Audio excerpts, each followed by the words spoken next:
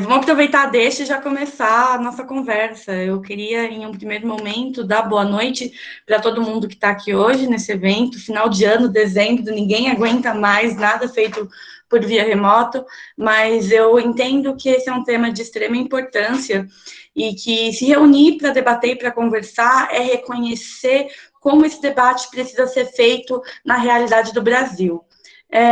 Enfim, para começar, eu queria contextualizar um pouco como esse evento está sendo realizado, o porquê desse evento está sendo realizado. Para quem não me conhece, eu sou a Duda Sansão, eu faço mestrado em Direito pela Unesp, Franca, trabalho com a professora Elizabeth Bonilha, estou trabalhando alguns temas aí de gênero, segurança alimentar, e durante esse semestre eu desenvolvi o estágio docente em Direito Constitucional 1, e eu propus alguma série de debates ao longo do semestre para os alunos que estavam aí junto comigo na disciplina, sempre de forma muito crítica, para a gente conversar e construir uma perspectiva muito reflexiva do que é o direito constitucional na atualidade. Então, eu faço até um cumprimento especial, uma boa noite especial aos meus alunos que acompanharam aí a disciplina, que compraram as ideias, compraram o evento, estão aí participando, que fizeram reflexões muito legais, não só nas aulas, mas também nos trabalhos, em tudo que tem sido desenvolvido. Bem, eu vou apresentar um pouco as pessoas que eu convidei para a gente fazer esse debate, essa discussão no dia de hoje, para vocês entenderem como eles vão contribuir para esse debate. A gente começa um pouco com a Ana Carolina, grande parceira aí do mestrado, está junto comigo aí fazendo vários debates, várias questões, uma grande interlocutora sobre os temas que a gente vai discutir hoje. Ela é graduada em Direito também pela Unesp, ela é funcionária pública do Estado de São Paulo, e eu tenho certeza que ela vai contribuir em várias reflexões, pensando muito para além do direito e várias outras questões aí que a gente pode pensar com o tema. Bem, a gente tem também o Hugo. O Hugo, ele é advogado, mestre em Direito Constitucional pela PUC São Paulo, onde ele também se graduou. A gente trabalha junto no Instituto de Humanidades, Direitos e Democracia, que é uma iniciativa muito bacana, que eu vou falar um pouquinho sobre ela daqui a pouco. E a gente tem o James, que também faz parte do IUD, do Instituto, ele é servidor público, mestre em Filosofia do Direito pela PUC São Paulo, e ele também se graduou pela PUC São Paulo. Só uma ressalva aí na longa biografia do Hugo. O Hugo também é editor na Autonomia Literária, eu acho que vale muito a pena ressaltar o trabalho que a Autonomia tem feito, tem obras fenomenais, e aos que se interessam por temas aí, reflexivos e discussões importantes, deem uma olhada nos materiais. Enfim, e, por fim, eu agradeço ao Instituto pelo apoio ao evento, inclusive o material que a gente está gravando aqui hoje vai ser postado no canal do IUD. Depois, o Instituto ele é uma iniciativa que ele tem como objetivo discutir não só os direitos humanos, mas discutir a humanidade que existe a partir dos sujeitos, pensar um pouco as questões de transformação social, de luta, de direitos e democracia, principalmente pensando nos tempos tão caóticos que a gente tem vivido nos últimos tempos, né, nos últimos momentos. Enfim, como vai funcionar o nosso debate? A cada um vai ter um tempo aí, cerca de 10, 15, 20 minutos aí para falar um pouco, fazer as suas intervenções, suas considerações. A gente começa com a Carol fazendo a fala, segue para o James, depois para o Hugo, eu retomo a fala, estou aí como mediadora da conversa, e a gente abre para o debate, sintam-se livres para pontuar, fazer pergunta no chat, colocar o que vocês consideram importante, porque essa reflexão é importante de ser feita coletivamente, não nos basta um trabalho individualizado ou meramente acadêmico, mas a gente tem que considerar o quão importantes são as nossas interlocuções e conexões para a gente fazer transformações radicais e profundas em uma sociedade aí que a gente encara tantas dificuldades e problemas, não só no campo do direito, mas muito para além disso. Recentemente, a gente teve uma conferência aí com o professor Davi Sanches Rubio, e ele fez algumas falas muito significativas, mas ele falava o seguinte, né, que a gente é muito mais do que as instituições jurídicas e o direito e a lei pensam que a gente é. Então, partindo desse pressuposto, acho que é muito importante discutir como o direito constitucional brasileiro se dá, quais são as crises que estão permeando esse debate, quais são os problemas de ordem social, econômica e política que a gente encontra nesse campo. Enfim, obrigada a todos por terem aceitado o convite, por estarem aqui nessa noite, e eu passo a palavra para a Carol. Boa noite, pessoal. Vocês estão me vendo, estão me ouvindo? Tá tudo bem com o áudio aí? Tudo certo? Bom, primeiramente eu queria agradecer, né, o convite da Duda. É um grande desafio participar de uma mesa como essa, né, com um pessoal tão qualificado, não só os componentes da mesa, mas o pessoal que está acompanhando aí. Sei que tem gente do direito, gente que não é do direito, tem amigos, tem família aqui acompanhando, tem minha mãe, tem o Joel, né, que entrou aí, a galera que está acompanhando. É um grande desafio. Quando a Duda, ela convidou, eu nem pestanejei, falei, não, claro, quero participar, mas depois eu falei, meu Deus, por que eu fui me meter nisso? Mas eu acho que, além de mais nada, assim, o meu entendimento do processo educativo e da própria educação é de que ela não pode engessar as pessoas, né? Ela não pode engessar as falas. É isso que a Duda acabou de falar, tem que ser uma construção conjunta, uma construção coletiva que seja o mais crítica e o mais livre possível. Então, diante disso, eu estou muito feliz de ter aceitado, de estar participando aqui. E eu queria abrir a minha fala com uma reflexão que eu proponho para todas as pessoas presentes, né? Já ressaltando e tendo em mente que nem todas as pessoas são do direito, mas que é uma reflexão que eu acredito que todos tenham condições de fazer, principalmente porque são questões que estão presentes no nosso dia a dia, ainda mais nos últimos tempos, né? A gente tem ouvido muito que a Constituição, e aí uma reflexão a respeito da Constituição Federal de 1988, que a Constituição ela tem sido rasgada todos os dias, e ainda mais, que ela é uma mera letra morta, que ela tem aí, que ela não tem uma concretude, que ela não se concretiza na prática, que ela é um mero texto simbólico.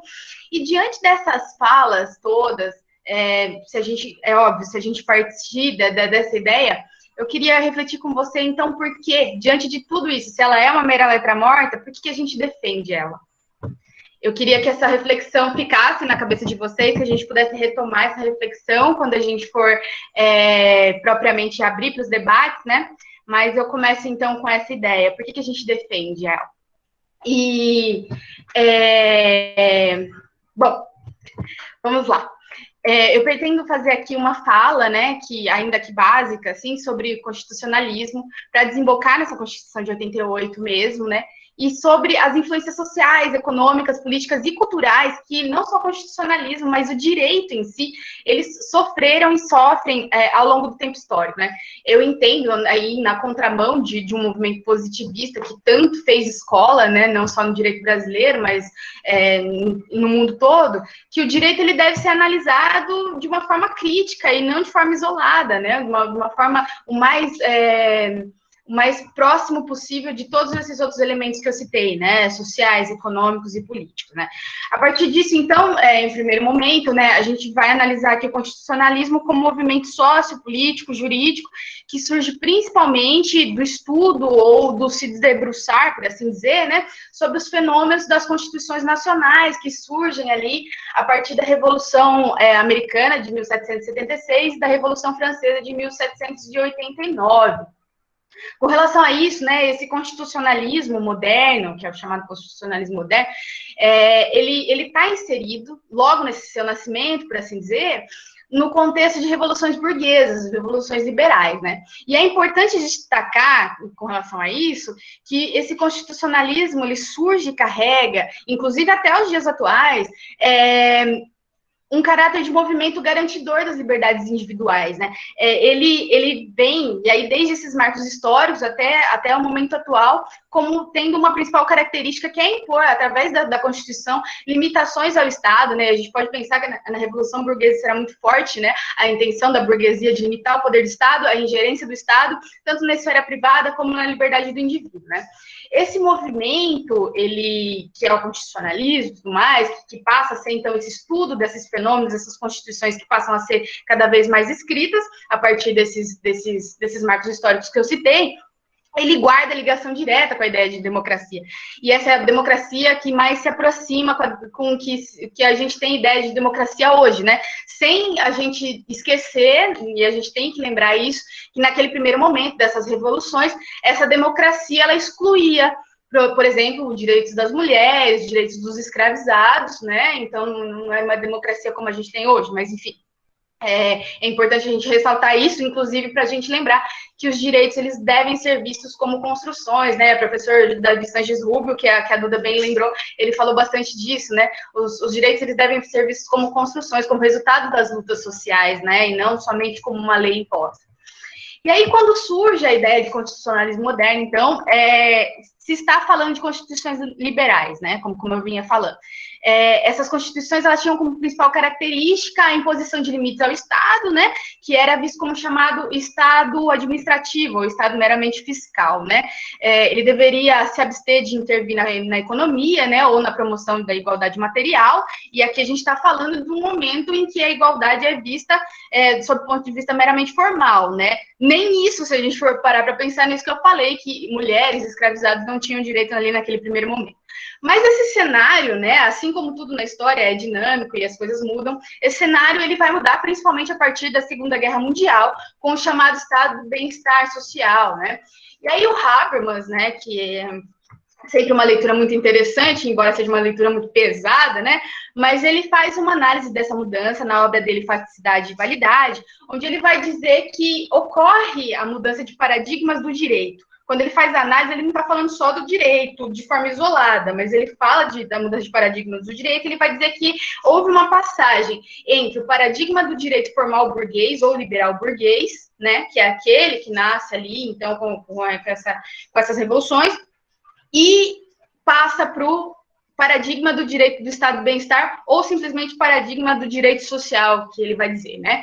Ele vai dizer que há, então, uma mudança de paradigmas e ele vai assinalar, né, nessa análise justamente a mudança da sociedade como um todo, não só do direito, né? E dessa sociedade que passa da necessidade de um Estado que antes era administrador fiscal e não intervinha, para um Estado agora garantidor, um Estado interventor, né? Um Estado capaz de garantir, inclusive, direitos sociais, que era uma coisa que não tinha nesse primeiro momento.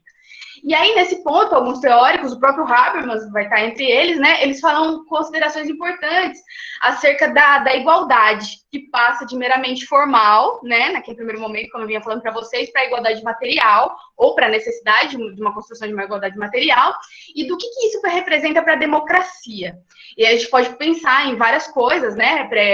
O que isso representa para a participação política, para a soberania do povo. Uma das coisas que a gente pode pensar em relação a essa ideia da necessidade de igualdade material é que existe uma grande diferença, né, entre no próprio processo legislativo, no próprio processo na própria ideia de participação, se a gente for ver, né? É diferente você falar em participação democrática sobre o ponto de vista meramente formal, né? E uma participação democrática de forma efetiva, que aí o próprio Habermas vai lembrar que para você ter uma participação igualitária de forma efetiva na construção política, você vai ter que ter outras coisas antes disso. Você vai ter que ter igualdade de acesso à educação, igualdade de acesso à saúde, igualdade de acesso a um bom saneamento básico, segurança alimentar, né, que é uma coisa que a Duda pesquisa e tudo mais, dentre outras coisas que vão, de fato, garantir que esse direito a essa participação igualitária, ela seja efetiva, né? Então, essa mudança de paradigmas que aconteceu aí, que ela influencia diretamente nessa ideia, no constitucionalismo, né, que a gente está falando aqui. E nas constituições ao redor do mundo, a gente vai ver, então, que há uma gradativa mudança, essas constituições passam a cada vez ter mais cunho social e trazer previsões de direitos sociais, né, e programas e políticas públicas que visem concretizar esses direitos sociais. Como eu havia falado, né, esse caminho ele não pode ser dissociado dos contextos sociais e econômicos que influenciaram essas mudanças, né? E é muito importante a gente ressaltar aqui uma coisa que eu estava refletindo quando fui preparar para vocês, é que o liberalismo clássico, né, aquele que surge ali nesse primeiro momento, pautado em um mercado desregulado, em um Estado minimamente interventor, ele não foi capaz de conformar uma sociedade estável, né? A gente vê que o Estado do bem-estar, ele vem, inclusive, como resposta, né? Esse Estado que se insere ali após a Segunda Guerra Mundial, ele vem como resposta para substituir um modelo que estava em crise. Um modelo que, se a gente for pensar, uma crise do capitalismo que combinou, que motivou e deu muitos motivos, tanto para estourar a Primeira Guerra, como a crise de 29, como a Segunda Guerra, né, na sequência aí. E esses conflitos, né, eles reclamavam por uma mudança. E essa mudança foi o quê? Qual foi essa resposta? Foi justamente esse estado de bem-estar, ou estado keynesiano, que é o estado interventor, garantidor de direitos sociais, com o mercado regulado e tudo mais. Mas como diz, né, o professor João Manuel, da economia da Unicamp, o capitalismo, né, esse sistema aí que está colocado, ele tem que ser enjaulado, mas ele não aguenta ficar muito tempo na jaula. E já em 1947, na verdade, antes de 1947, já em 1944, começam a surgir intelectuais críticos a esse estado do bem-estar social, né, que afirmavam que essa forma de estado, ela não tinha como se manter, que isso aí ia chegar no colapso. E esses intelectuais, eles entendiam, então, que o Estado tinha, sim, que ser enxuto, tinha que ser aquele Estado interventor mínimo, que deveria funcionar como meramente fiscal, sem regular o mercado, aliás, e que esse mercado deveria ser o mais livre possível. Enfim, esse movimento, ele teve importantes expoentes, né, entre eles o eu não sei falar, Friedrich von Hayek, Karl Popper, Ludwig von Mises, dentre outros aí que são bastante famosos, né, e que se uniram ali no que eles passaram a chamar de Sociedade Montpellier, porque a primeira reunião deles teria sido numa estação da Suíça, chamada Montpellier, e a partir daí eles começaram a tecer o que a gente veio a conhecer depois, né, como neoliberalismo. Então, eles tinham aí a formação de um incipiente neoliberalismo nessa formação dessa sociedade. E aí passaram a discutir esses ideais, essa crítica ao estado do bem-estar, só que esses ideais eles não pegaram naquele momento, porque a gente está falando de pós-Segunda Guerra Mundial, né? Pós-Segunda Guerra Mundial, a gente verifica aí os 30 anos dourados do capitalismo, né, com um crescimento, aí o professor historiador Perry Anderson vai dizer que foram o crescimento mais rápido da história do capitalismo entre os anos 50 e 60, né, nunca observado antes, e que meio que impediu do neoliberalismo se destacar, né? Ali o momento realmente era de ter o estado de bem-estar muito forte, de políticas sociais muito fortes. Na década de 70, todavia, nova crise do capitalismo vem colorir o nosso cenário internacional, né? Com o choque do petróleo, e é nesse momento, um momento de crise, que aqueles ideais neoliberais eles começam a ganhar espaço, o que é fortemente observado, principalmente nos governos Thatcher, da Inglaterra, né, em 1979, se não me engano, e do Reagan, em 1980, nos Estados Unidos. A partir desse momento, começa uma verdadeira demonização desse Estado interventor, dessas constituições que traziam esse forte cunho social. Esse Estado que intervém, que garante direitos sociais, que gasta com direitos sociais, ele passa a ser a raiz de todos os problemas. Eles começam a entender que esse Estado precisa ser enxugado, se não for enxugado, o negócio não vai se sustentar. E aí o governo Thatcher, principalmente, ele passa a enfraquecer os sindicatos, criminalizar, de alguma forma, e a gente pode falar em criminalização da atuação de movimentos sociais e retirar os investimentos, né, da Seguridade Social, da Previdência e Assistência Social. E aí a gente pode pensar que a gente está vivendo um cenário muito parecido, né? O enfraquecimento de sindicatos, com criminalização e atuação de movimentos sociais, com retirada e flexibilização de direitos trabalhistas, de direitos previdenciários, enfim. A gente pode trazer esse debate também. E aí é nesse contexto, né, de uma mudança de paradigma, agora do bem-estar social, para o Estado pautar no modelo neoliberal, né? Antes era do modelo liberal burguês, para o bem-estar, agora é do bem-estar voltando, né, para aquelas raízes, ou alguns vão dizer que piorando, né? A Wendy Brown vai dizer que piorando e muito aquelas raízes do liberalismo clássico. É nesse contexto que a Constituição Federal de 1988 vai ser promulgada aqui no Brasil. E aí a gente tem uma série de problemas que decorrem desse momento. A Constituição Federal, aí uma pausa para falar sobre ela, a Constituição Federal de 1988, ela é de extrema importância para a nossa história, enquanto sociedade, enquanto nação, porque ela vem marcar não só temporalmente, né, porque inclusive antes dela a ditadura já tinha, enfim, sido rompida, mas ela vem marcar simbolicamente, né, ela tem um poder simbólico muito forte, porque ela introduz todo um contexto e ela responde a anseios da sociedade civil muito importantes, né? A gente pode pensar aí que no capítulo que fala a respeito dos direitos dos indígenas, havia indígenas que participaram da Constituição desse texto, nas questões que envolvem políticas raciais e questões raciais, existia participação do movimento negro por trás desse texto. Ou seja, foi uma construção, e aí a professora Evelina Danino vai trazer muito isso, foi uma construção que veio dar voz a essa sociedade civil, que estava ali já desde a década de 70, tentando ter voz, mas ainda naquele momento ditatorial, e a Constituição Federal, então, ela é como se fosse um vômito, né? Me desculpem a palavra aí, disso tudo que estava preso, né? Ela tem extrema importância, portanto, diante disso. E ela tem um rol de direitos sociais que serve até hoje, inclusive, de parâmetros para outras constituições ao redor do mundo, né? Porque ela tem aí muito boas ideias, né?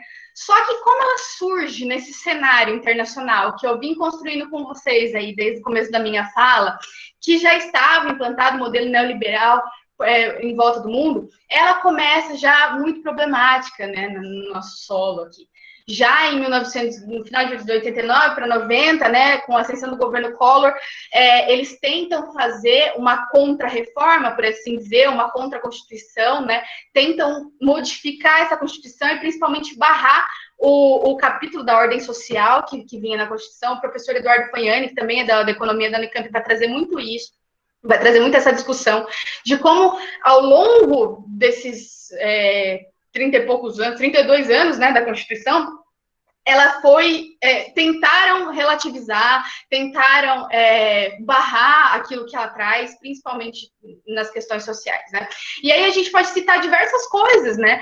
Uma das coisas é que, eu não vou lembrar da data, não vou lembrar do período agora, mas eu acredito que foi no governo Itamar Franco que começou a história da desvinculação das receitas da União, as famosas DRU, DRUs, né? Que previam a possibilidade de retirada de dinheiro da Seguridade Social, que era uma coisa garantida pela Constituição, mas aí passaram a prever, né, a possibilidade de retirar 20% desse dinheiro para fazer qualquer outra coisa. Enfim, não, qualquer outra coisa não, mas a possibilidade de retirar esse dinheiro que era garantido, né, para outras finalidades. E aí a gente pode citar também o teto de gastos, né, a PEC do teto de gastos, que é bem recente, que é uma outra coisa que barra aí a concretização de direitos sociais previstos na Constituição Federal. A gente pode citar, por exemplo, uma coisa que está muito em voga, o pessoal tem discutido bastante, que é a ausência até hoje de uma regulamentação a respeito das grandes fortunas. Ou seja, é como se a Constituição ela não pegou, né? Ela não pegou em várias coisas. É o que a gente ouve, a gente vê as pessoas debatendo. E aí eu queria dizer para vocês que eu gostaria também de puxar essa reflexão do quanto isso pode ser prejudicial para a gente como sociedade, mas só para terminar a minha fala, que já falei para caramba também e já deu tempo, é que atualmente a gente passa por um momento ímpar, é o que eu vejo, assim. Eu acredito que boa parte de vocês também consigam entender que a gente passa por um momento peculiar. Tanto se discute modificar a Constituição de uma forma muito frequente, a gente está vendo aí, com projetos de emenda que estão pulando, né, nas diversas casas aí legislativas, quanto com o papo de se chamar uma nova constituinte, né? De vez em quando a gente vê aí algumas reportagens, alguns, enfim, representantes do povo falando essas coisas. Como a gente vive um momento em que facilmente a gente consegue se distanciar ou perceber que se distancia da letra da Constituição, para, através do próprio direito, a gente colocar em prática realidades que distorcem completamente o que essa Constituição queria. E aí, puxando na ideia da primeira reflexão que eu puxei com vocês, que seria por que a gente defende essa Constituição, eu queria fazer mais outras reflexões aqui só para finalizar. Por que essa Constituição, do jeito que ela é colocada, ela é importante para a gente como sociedade?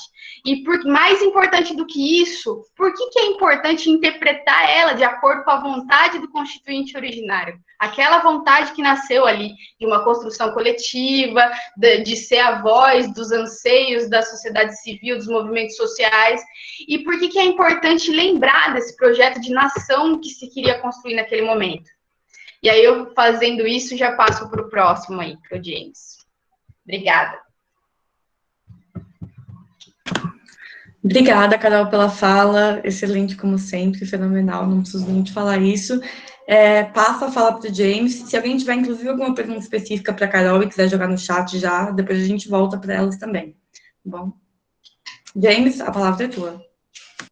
Boa noite a todos, a todas. Eu queria agradecer a Duda, a Eduarda Camargo Sansão pelo convite, e dizer aos alunos dela que eu tenho uma profunda inveja de vocês, de terem aula com uma pessoa tão incrível e que mostra o direito como ele é. Mas acho que eu posso me contentar com o fato de conhecer a Eduarda, ou carinhosamente falando a Duda, em outras condições, como amiga e como uma grande companheira política e intelectual. Agradeço a vocês pela presença e pela atenção. E eu vou fazer aqui uma pequena crítica à minha categoria e a mim mesmo, mas com a desculpa de que eu estou um pouco nervoso. Tentar tropicalizar um pouco esse debate e falar que lembrar aquela música Complexo de Épico do Tom Zé, que ele começa o álbum Todos os Olhos, e ele critica, né, essa mania de todo compositor brasileiro de falar tão sério, de parecer tão sério, de ser tão sério, sorrir tão sério, chorar tão sério, brincar tão sério. E depois ele ainda emenda. E eu nem preciso fazer uma transliteração. Por que, então, essa vontade de parecer herói ou professor universitário? Aquela tal classe que ou passa a aprender com os alunos, quer dizer, com a rua, ou não vai sobreviver. Bom, a gente tem muito a aprender com vocês. A gente está em constante aprendizado. E vou tentar não parecer tão sério. Vou tentar me livrar um pouco desse complexo de épico e começar com uma história que acho que todos aqui já ouviram, que é a história da nova roupa do rei, que um bandido muito sagaz fugiu de um reino e se escondeu, né, no reino deste rei, falando que era um grande alfaiate e que ele era capaz de fazer uma roupa que só as pessoas inteligentes viam. E o rei ficou muito assoberbado com tal privilégio de ter uma roupa única e deu grandes fortunas a este bandido ou alfaiate. E este homem trabalhou, né, com materiais, com tesoura, mas um material que não era possível ser visto, mas que ninguém dizia que não estava vendo. Porque ninguém queria parecer burro. E, bom, a história todos vocês já devem conhecer. O rei saiu para fazer uma passeata com um cortejo, né, exibindo suas roupas, né, que ele mesmo não tinha coragem de admitir que não via, e todo mundo fingindo que estava vendo, que era lindo, que era esplendorosa, e até que uma criança grita que o rei está nu.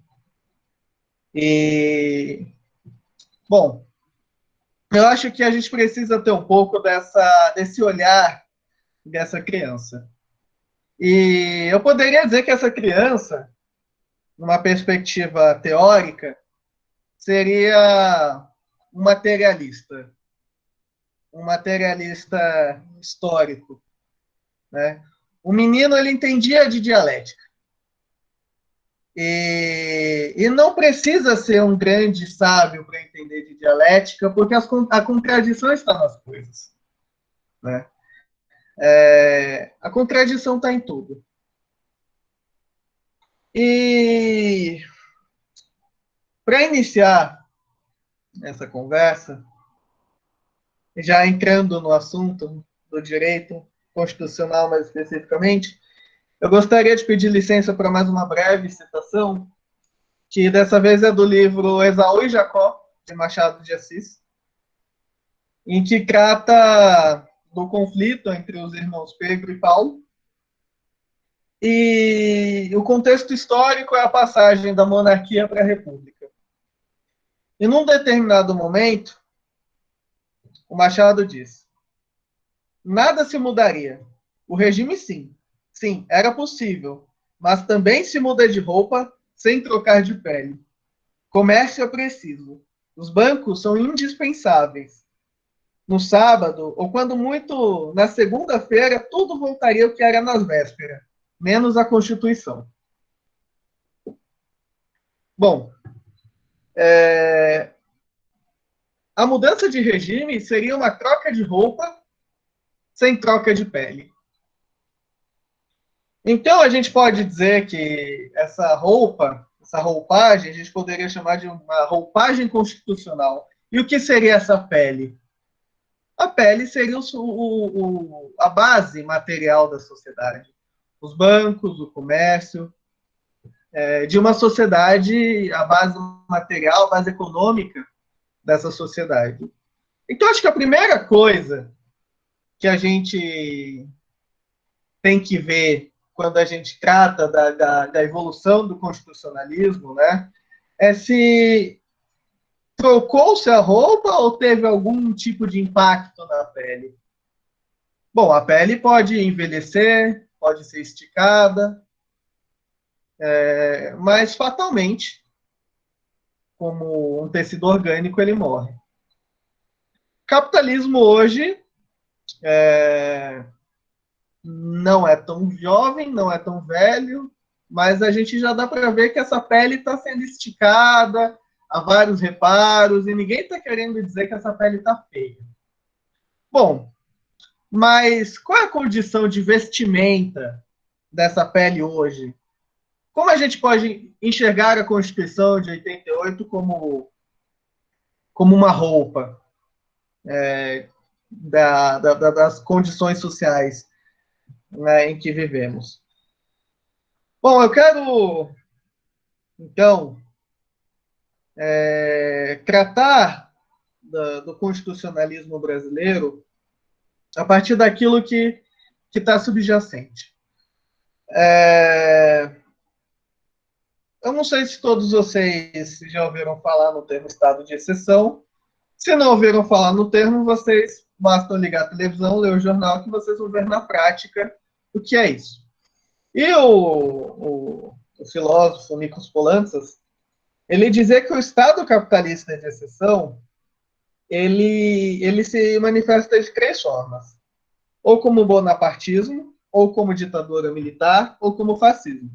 Essas três formas, elas não são puras, e elas podem ser combinadas entre si. Pode ser uma ditadura militar com características fascistas, como, por exemplo, era a ditadura do Pinochet no Chile.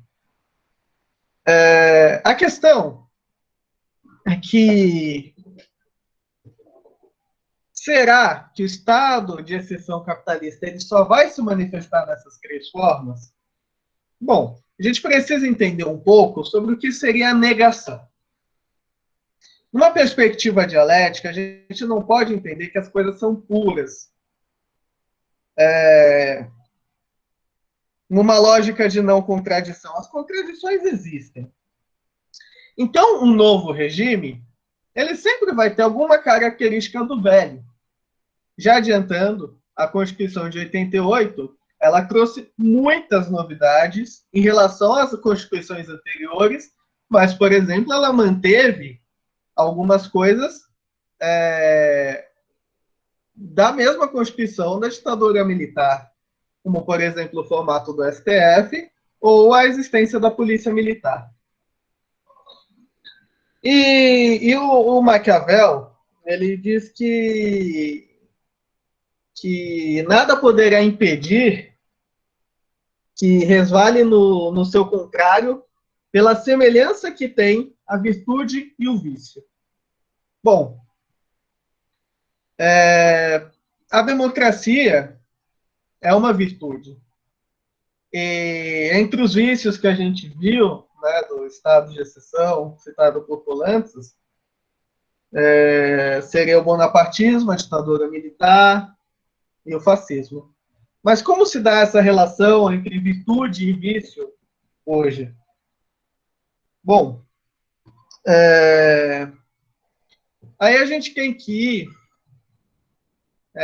regressar um pouco, e eu acho que a fala da companheira Ana Carolina foi fundamental, como explicando historicamente essas evoluções do direito constitucional. O fim da Segunda Guerra Mundial e a derrota bélica, e eu devo deixar isso claro, a derrota bélica, mas não necessariamente ideológica, do nazifascismo, fez com que se construísse uma nova perspectiva de constitucionalidade. Uma Constituição, um constitucionalismo que levasse em conta direitos fundamentais que foram desprezados durante a Segunda Guerra Mundial. Então, a Constituição não só ordenaria a forma do Estado, separação de poderes, a forma de governo, mas também garantiria os direitos fundamentais da pessoa humana.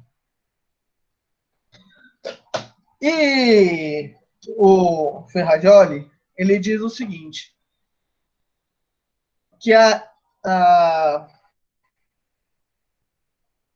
conotação genética do constitucionalismo do pós-guerra é o antifascismo. Então, acho que a gente vamos tentar consolidar aqui uma coisa e depois a gente vai fazer uma pequena crítica a esse conceito, levando em consideração o contexto nacional. Tenham em mente uma coisa. Por trás de todo direito constitucional, tudo que vocês aplicarem na vida de vocês, tudo que vocês interpretarem da Constituição, lembrem-se uma coisa, a conotação genética é o antifascismo.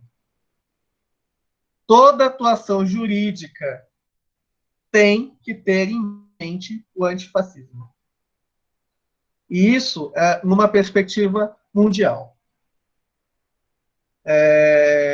Alguns autores, como o Celso Antônio Bandeira de Mello, fala da dignidade da pessoa humana.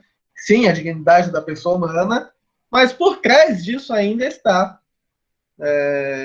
como bem ensina o professor Ferrajoli no Poderes Selvagens, está o antifascismo.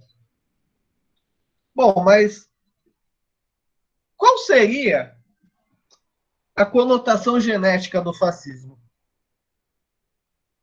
Se a democracia constitucional tem o antifascismo como a conotação genética, então de onde vem o fascismo? Né? Fascismo, eu não pretendo aqui fazer explicar toda a história do fascismo, mas o fascismo ele se desenvolve em dois países especiais, a Itália e depois na Alemanha, que eram dois países cujo desenvolvimento econômico e social não foi por via revolucionária, mas por uma forma progressiva, mais retardada. Então, esses países chegaram por último na corrida colonial e eram países sem colônia. E o que seria essa Segunda Guerra Mundial? Uma repactuação, né, à força, né, entre as nações coloniais. Eles não tiveram, não conquistaram essas colônias, então, no passado, eles estavam tentando correr atrás do prejuízo por meio da violência, lançando o mundo numa guerra. Isso daí era algo que já estava no radar há séculos, há décadas. Numa introdução ao Guerra Civil na França, o Engels fala que as grandes nações ainda não tinham entrado em uma grande guerra por medo das consequências. Isso em 1891. Bom, o fascismo Hitler não teve medo das consequências de uma guerra como essa. Então, fazendo uma síntese, né? Eu recomendo ler o José Chazin, mas uma síntese o que há por trás do fascismo é o colonialismo. E aí, quando você tem isso em mente, que o colonialismo é o que está por trás do fascismo, a gente lembra de um detalhe que não é um mero detalhe histórico, que o Brasil tem um passado colonial. O Brasil se desenvolveu de forma colonial e os aspectos do colonialismo ainda estão subjacentes no Brasil. Apesar das virtudes democráticas, o colonialismo é a traça que está corroendo essa roupa.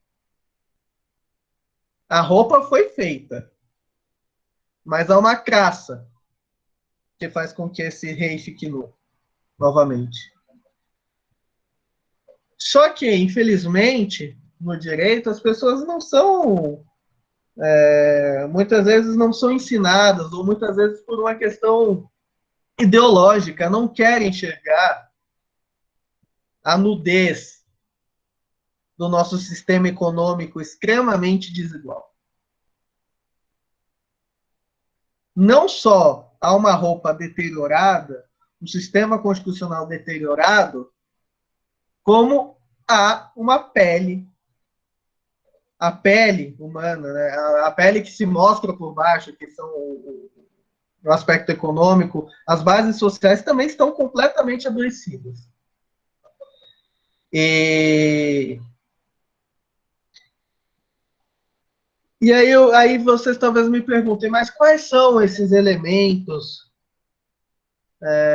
do colonialismo? Eu diria que o principal deles é o racismo. Eu já, tentando concluir minha fala, eu já passei um pouco do tempo, é o racismo. E falar sobre o fascismo não vai resolver todos os nossos problemas. Porque mesmo saindo do governo Bolsonaro, que tem uma inclinação claramente fascista, o elemento colonial continua. Como diz o grande filósofo e cientista político Achille Mbembe, o colonialismo é a face noturna, é o lado noturno da democracia. A democracia constitucional, idealmente, tem como seu gene o antifascismo. Mas, infelizmente, a nossa democracia se desenvolveu em cima de um aspecto do colonialismo. Não à toa, apesar da Constituição proclamar a igualdade, a gente vê 2 meninas sendo baleadas na porta de casa, como aconteceu ontem. E uma estatística absurda de negros na miséria, negros em situação de insegurança alimentar, negros como os maiores empregados, negros como os que mais morrem de Covid-19 no Brasil. Então, se eu pudesse fazer uma pequena emenda, aquilo que eu tento colocar no começo da minha fala, o aspecto, a gente precisa ver o direito constitucional brasileiro e tentar entender, né, que a conotação genética da nossa atuação pelo direito deve ser o anticolonialismo, em todas as suas manifestações, para que a gente possa extirpar isso. E essa extirpação, né, do colonialismo é como um tratamento em que você tem que raspar a pele de uma pessoa que sofreu um grande ferimento, por exemplo, uma queimadura. É um processo doloroso, mas é um processo indispensável. Também não tenhamos, né, a ilusão de que, a partir do direito, e no direito vamos superar todas as contradições da sociedade. Isso seria o fim de todas as contradições do capitalismo, seria momento para outra conversa. Por fim, quero deixar como reflexão mais uma citação musical, agora parafraseando o Tim Maia, que no livro Racional diz: leia o livro Manifesto do Partido Comunista. Obrigado. Obrigada, James, pela sua fala poética e provocante simultaneamente, assim, é sempre um prazer te ouvir falar e muito inspirador também. Quem tiver perguntas específicas aí para o James, alguma dúvida em relação ao que ele falou, sintam-se livres para colocar no chat. E aproveitando, eu já passo a palavra para o Hugo, para a gente caminhar para o nosso debate aí. Obrigado, Duda. Agradecer aqui a nossa querida Eduarda Sansão pelo convite. Também aí, obrigado a elogiar a Duda. Vocês têm uma honra imensa ter aula aí com uma jovem com muito futuro. Eu que já estou no fim da minha juventude aí, mas dá uma alegria de ver gente pensando direito um pouco para além dos manuais, né? Porque eu estou aqui na minha breve história, divulgando, editando, e a gente vê de um bom tempo para cá, mesmo em épocas não tão ruins do Brasil, um discurso jurídico, um debate jurídico muito estreito e baseado em manuais, baseado em algumas fórmulas, e a gente não se pergunta de onde as coisas vêm, como as coisas funcionam, e muito menos para onde as coisas vão. Então, aqui o meu desagravo à Duda, e também agradecendo a presença de todos vocês aqui. Estamos em 66 pessoas, numa noite chuvosa aqui em São Paulo, pelo menos, de uma segunda-feira. Então, vamos lá abordar aqui, para ser direto e objetivo, o tema desse nosso colóquio, dessa nossa conversa, que é crise, constitucionalismo e democracia. As coisas, elas andam lado a lado. A ideia de crise, para a gente, vem como um elemento da modernidade, como um vocábulo da medicina que a gente acabou trazendo para a política, mas para a política que o direito tem que se debruçar em relação a ela. Muitas vezes o direito vai e fala, não é conosco, a crise não é um assunto nosso. Mas a crise tem uma origem jurídico-política lá atrás. Então, é um termo que vai do direito incorporado à medicina e depois volta a ser incorporado à política, ao direito e às demais humanidades, sobretudo a economia, né? Economia, como nós conhecemos, que é a ciência da economia política, é uma construção moderna também.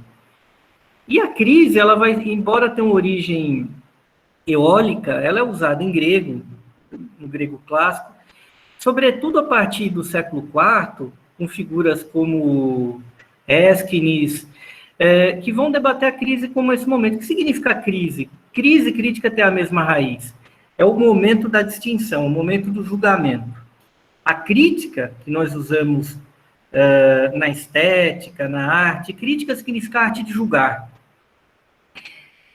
Esse termo em grego tem a mesma raiz de discernimento, que é o kerno em latim. É um momento onde você separa o joio do trigo, tem aplicação jurídica, tinha aplicação na medicina enquanto metáfora, é a hora que você sabe se o paciente vai ou não morrer, é o momento da crise, onde a doença emerge, foi usado dessa maneira por Hipócrates, o pai da medicina.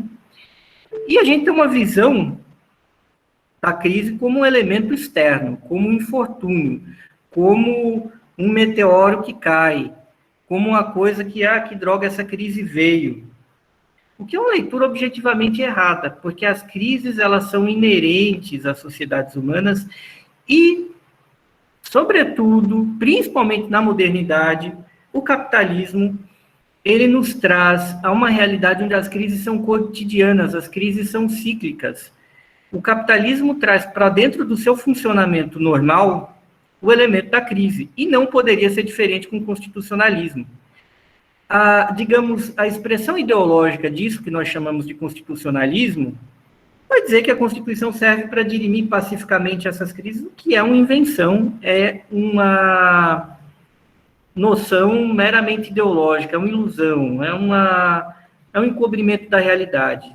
A Constituição, ela tem a crise dentro de si também, e a Constituição, como nós entendemos na modernidade, ela basicamente é um elemento de gestão dessas crises que são inevitáveis e, de certa maneira, até normativas. Um exemplo, para nós entendermos, para a gente poder visualizar melhor isso que eu estou falando, é a decisão de ontem do STF se poderia haver ou não reeleição do presidente da Câmara e do Senado. A Constituição expressamente diz que não. O Supremo Tribunal Federal entendeu por 6 votos a 5 que não também. Então, muitos colegas juristas falam, mas não foi o STF, foi o texto literal da Constituição. Não foi, gente. Quem torna vivo o texto literal da Constituição no sistema que nós temos é o Supremo Tribunal Federal, porque a mesma Constituição que diz que não pode haver essa reeleição é o texto que fala que o Supremo Tribunal Federal tem a palavra definitiva. Essa não é a primeira vez que é submetido ao Supremo Tribunal Federal uma questão que é literal na Constituição. Lembremos do polêmico julgamento se deveria ou não haver prisão, a chamada execução provisória da pena, vejam só que absurdo, em virtude de condenação em 2º grau. Isso foi amplamente discutido porque acabou tirando da corrida presidencial aquele candidato que liderava as pesquisas de opinião e que já tinha sido presidente da República. Algumas pessoas se colocaram contra, outras a favor, por questões muitas vezes até de preferência, outras afirmavam, olha, a Constituição literalmente diz que não pode prender, e o Supremo Tribunal Federal que entendeu naquele momento que ele poderia, sim, que o ex-presidente Lula poderia ser preso, ele foi preso, depois o Supremo Tribunal Federal entendeu diferente, o Lula está solto agora. Como é que isso é possível? Que isso seja submetido, que uma Constituição preveja que seja submetido ao Supremo Tribunal Federal, um tema que nem deveria ser, não deveria nem ser conhecido. Mas quem tem o poder de conhecer ou não algum tipo de ação que provoque a jurisdição do STF? O próprio STF. O STF diz o que ele pode julgar, o que ele não pode julgar. E, num segundo momento, ele julga. E pode mudar o entendimento, como mudou em relação à prisão em segunda instância, ou antes, no passado, quando o ativista italiano Cesare Battisti foi preso no Brasil, a primeira decisão do STF é que ele podia ser extraditado, e a segunda sobre a natureza da primeira decisão, onde o STF entendeu que o presidente tinha a palavra final. Bom, a Constituição Federal diz que o presidente da República tem a palavra final sobre uma extradição, porque é ele quem conduz a política externa enquanto chefe de Estado. O Supremo Tribunal Federal pôs em causa o dispositivo da Constituição que diz que é o presidente da República, e não ele, STF, que decide a política externa do país. Na ocasião, Cesare Battisti não foi extraditado, agora ele foi, por uma mudança de entendimento do presidente da República. Michel Temer acabou entendendo diferente, depois teve uma série de confusões aí, e o Bolsonaro resolveu extraditar o sujeito. Então, vejam vocês que esse sistema que nós temos, para além dos direitos, garantias individuais e sociais também, e procedimentos que a Constituição consagra, você tem uma arquitetura altamente autoritária, uma arquitetura, de certa forma, arbitrária. E aí a gente tem de voltar, o que diabos é a Constituição? Veja, o que é Constituição, lá dos gregos, no famoso livro do Aristóteles, era o sentido de uma norma mais geral, mais abstrata, e até uma própria noção mais da política do que do direito, que são os elementos constitutivos da cidade. Era isso, a Constituição dos atenienses lá do Aristóteles. Depois, Constituição é entendida no sentido em que a Igreja Católica ainda entende. Constituição Apostólica, que é uma norma mais geral, norma que regulamenta outras normas, né? E a modernidade burguesa traz um outro elemento. A Constituição, ela toma a forma do contrato. o contrato mercantil, o contrato que atribui sociedades.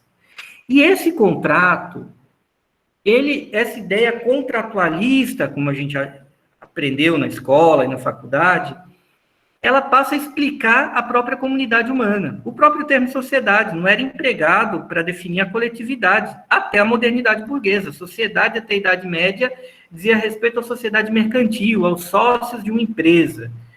Não a coletividade humana. Entender a coletividade humana não como a comunitas, mas como a societas, é uma ideia burguesa. Não tem nada de natural. Isso é uma construção cultural, social de uma classe que foi se afirmando até deter o controle do mundo. Hoje, a burguesia é a classe dominante num processo que começa lá do final da Idade Média até aqui. E ela impõe sua lógica, impõe sua cultura. Então, a gente passou a entender. Constituição, hoje, só tem da Constituição dos antigos e dos medievais o nome.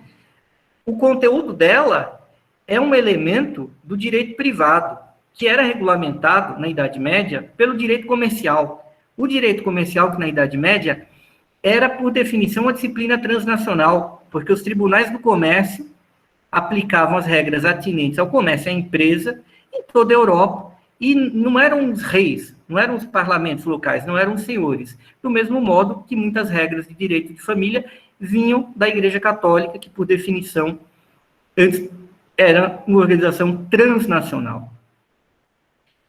E isso, a lógica burguesa muda. Você tem de acabar com aquela bagunça da Idade Média, você tem de criar um Estado-nação, onde o poder ele é concentrado, onde ele é vertical, onde ele é homogêneo, e apresentar isso como um grande contrato, um contrato entre governantes e governados, entre a estrutura que governa e a estrutura que é governada. Só que essa ideia, essa noção que se afirma do século XVI até aqui, ela constrói o mais perfeito, mais homogêneo, mais totalizante esquema de poder jamais imaginado pelo homem. Mas ele tem um ponto, que é tanta concentração, é tanta homogeneidade. É aí que o monismo jurídico, que não é uma natureza do direito, o monismo jurídico é uma propriedade do direito burguês, porque o direito precisa ser inequívoco. Não pode ter tribunal do comércio, igreja católica, rei, senhor feudal local, estabelecendo regras. É preciso que tudo esteja ali concentrado pelo bem da segurança e dos negócios. E a própria estrutura mais geral toma a forma como a burguesia imagina tudo, imagina as suas relações particulares que acabam sendo universalizadas enquanto particulares. Mas só que fica essa brecha. O poder é tão concentrado e termina numa estrutura soberana, essa estrutura soberana detém o poder, inclusive, de se contradizer e de suspender ou não a norma. Muita gente vai dizer que isso é uma propriedade do direito nazista. Não é. Carl Schmitt e Hans Kelsen, cada qual à sua maneira, imaginam a possibilidade de uma decisão de exceção, quer dizer, de uma suspensão das normas. Mas isso não é nem Carl Schmitt, nem é Kelsen, isso não é o século XX. Isso é Hobbes. Se vocês abrirem lá o De Cive, o do cidadão do Hobbes, está lá. O soberano, ele tem a cabeça acima das regras. E toda a estrutura estatal burguesa, ela depende dessa arbitrariedade. Para ela resolver, e aí é um aparente paradoxo, mas que é uma expressão, na verdade, da dialética, para conseguir resolver, a estrutura burguesa ela é radicalmente caótica, mas ela impõe uma ordem completa e total a variadas relações para sintetizar ela nos seus termos, enquanto para trás ela é arbítrio. A estrutura soberana que ela tenha, seja a figura de um monarca absoluto, uma figura despersonalizada de uma república parlamentarista, ela detém um elemento que levanta as regras, levanta direitos e garantias. Não é o poder de derrogar direitos e garantias, é o poder de fazer isso, de suspender, de colocar direitos e garantias na geladeira conforme não ditames de necessidades econômicas, mas necessidades econômicas dessa classe, que ora domina o mundo. Isso não é natural, isso não é essencial, isso tem uma dimensão política, isso tem uma dimensão cultural, como eu estou colocando aqui para vocês. Só que, nesse esquema, a crise tem uma função. A crise tem uma função porque ela, basicamente, despotencializa a classe trabalhadora e as demais estruturas sociais que não são a própria burguesia de tempos em tempos e serve para a elite fazer uma autodepuração. Por isso que a crise vai acontecer sempre. E esse mecanismo arbitrário na Constituição, ele serve justamente para construir as saídas jurídicas necessárias e as repactuações que não são repactuações coisa alguma, na verdade é a imposição de uma nova regra, mas que precisa ter um ar de legitimidade para que a classe burguesa não precise realizar uma guerra civil, não precise viver em termos de uma guerra civil, porque seu próprio aparato repressivo não conseguiria sobreviver. Essa brincadeira faz com que o direito nunca tenha vivido uma hipertrofia tão grande quanto hoje. Nunca o direito foi tão usado. E o direito ele é usado porque ele poupa, inclusive, energia do aparato repressivo. Eu deixo de cumprir uma coisa com medo de uma sanção, mas, na verdade, eu deixo de fazer espontaneamente. Eu ajo de maneira como se fosse por conta de uma causa heterônoma, mas é sempre a nossa ação autônoma, é sempre nossa sujeição voluntária. E essa propriedade mágica do direito, essa propriedade feiticeira, essa propriedade tão conectada até à própria ideia de fetiche da mercadoria do Marx, e nada é mais feiticeiro que o direito próprio direito nasce da feitiçaria romana, ele é usado e abusado pela burguesia. E é aí que nós vemos o Brasil, nesse cenário de destruição dos direitos sociais, é um Brasil que mantém a Constituição, que instituiu esses direitos sociais e direitos individuais, mas uma Constituição que prevê dispositivos de autossonegação e autossabotagem, exatamente como fizeram os nazistas na Alemanha dos anos 30, usando a Constituição do Weimar, usando o dispositivo da Constituição do Weimar. Constituição do Weimar que surgiu com um rol maravilhoso de direitos individuais, de direitos sociais também, para manter o capitalismo na Alemanha pós-Primeira Guerra, e quando o mesmo capitalismo entra em risco, um determinado partido político a serviço da elite alemã toma o poder, invoca uma cláusula de emergência e, basicamente, suspende direitos sociais, direitos individuais, provoca um estado de guerra total. No Brasil, nós ainda não chegamos a tanto, mas nós vemos a própria Constituição de 88 sendo utilizada para a sua aparente sonegação, para a sua aparente autocontradição. Mas é ela própria, como uma carta burguesa, na sua origem e na sua estrutura, servindo à manutenção do capitalismo, que equivale a dizer agindo de acordo com os ditames do que a fração da burguesia brasileira, a fração dominante, determina. Seja utilizando o Bolsonaro ou o Temer.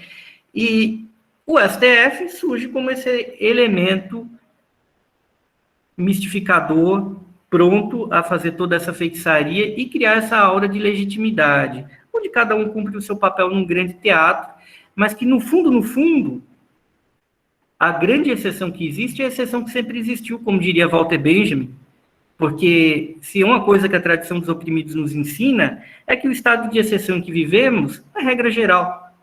Quando Benjamin fala isso, ele fala que não apenas o estado de exceção não é algo ocasional, ou algo que acontece de tempos em tempos, mas que o oprimido, seja o trabalhador, o servo medieval, o escravo do mundo antigo, ele é alguém que vive permanentemente sob estado de exceção.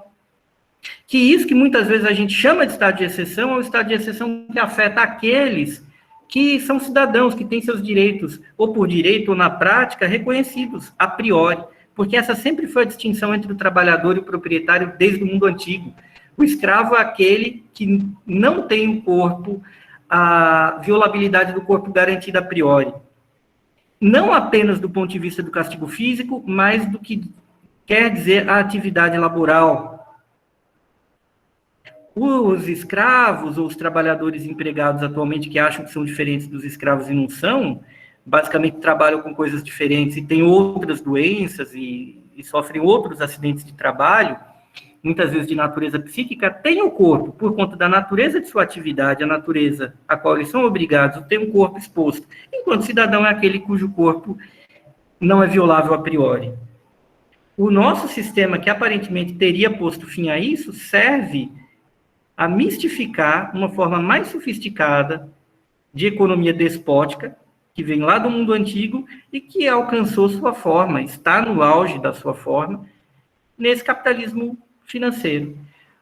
O direito não se resume ao capitalismo, discordo daqueles que dizem isso, o direito é anterior ao capitalismo, pode ser posterior, pode ser uma arma, mas nós temos de entender o direito sob o ponto de vista da dialética, para pensarmos um direito outro, ou pelo menos usarmos o direito contra ele próprio, para sairmos dessa fantástica armadilha de opressão contínua, de desgraça, de opressão. Hugo, obrigada pela fala, pelas reflexões. Acho que ele deve ter caído na hora que foi fechar, mas enfim, daqui a pouco ele volta, eu vou colocar algumas coisas aqui. Se alguém tiver alguma questão voltada para o Hugo também, pode mandar no chat. Vou fazer algumas considerações antes de abrir para o debate e abrir para as considerações. Todas as colocações são fundamentais e importantes no nosso debate.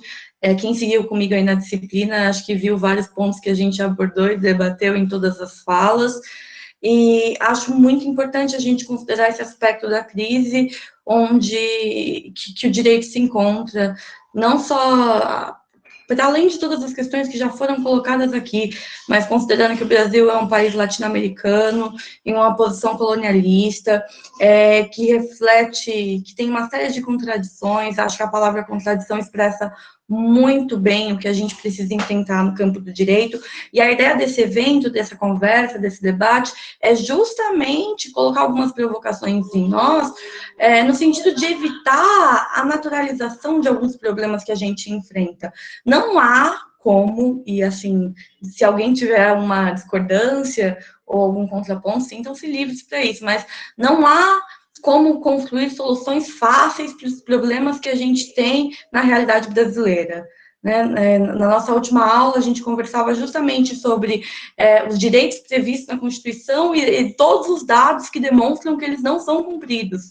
Então, debate sobre como a gente vai concretizar as questões de segurança alimentar, as questões da fome, como a gente vai pensar a questão da moradia, da educação, da saúde, que são questões muito básicas, para que uma existência digna se constitua, é problema de quem estuda o direito, é problema de quem vai para o campo da atuação, para o campo da prática, porque, para além de todas as discussões que a gente faz dentro da academia, para além de todas as considerações das nossas pesquisas, das nossas construções, existe um sujeito, existe um indivíduo, existe uma mulher, existe uma criança do outro lado, que depende, que a sua existência, a sua sobrevivência, depende diretamente de um comprometimento coletivo e amplo com todas essas questões, né? E com um comprometimento de fazer os debates que não são fáceis, mas que eles precisam ser feitos.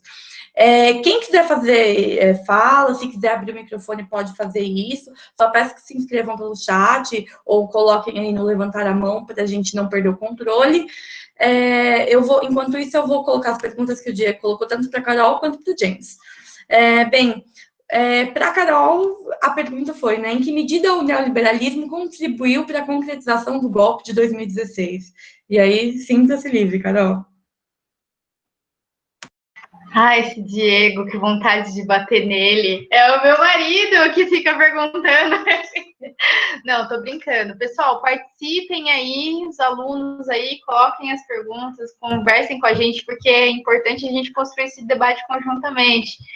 E eu sabia que ia vir pergunta do Diego, mas eu acho muito propícia, porque aí a gente puxa, né, esse debate mais ainda.